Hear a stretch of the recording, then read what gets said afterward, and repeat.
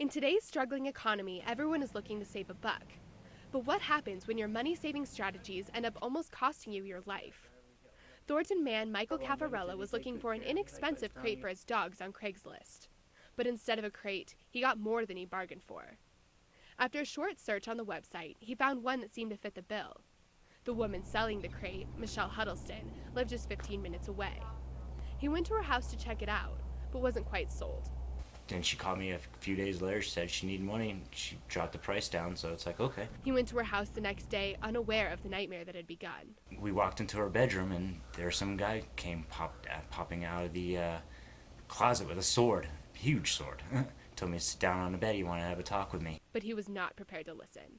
Afraid for his safety, he tried to make a run for it, but wasn't quick enough. Took me to the bathroom, duct taped my mouth, duct taped my hands, and just started pounding on me.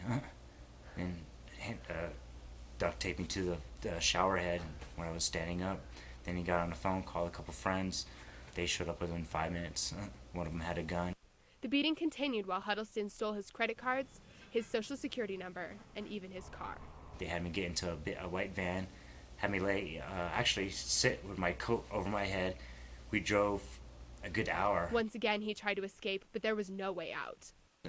When they finally duct taped me all up again, they had me lay back down, and we drove up to the mountains, and they were talking about an abandoned cabin, and the guy, Preston, was asking if the shovels were in the van. He thought his life was over. Definitely made peace with God.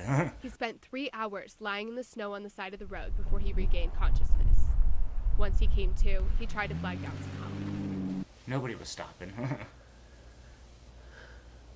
Then again, it was all bloody, mostly naked, and had a belt around my neck. It wasn't until Chris Brewer with CDOT drove by that he knew he was going to survive. I called him, called CDOT, and told him thanks, because no one else was stopping. He still suffers from back and leg injuries and says that he has painful headaches daily. But despite the lasting injuries, the fight is not over.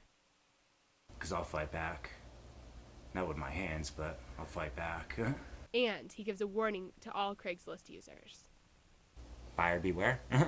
Stephanie May, CBS 4 News.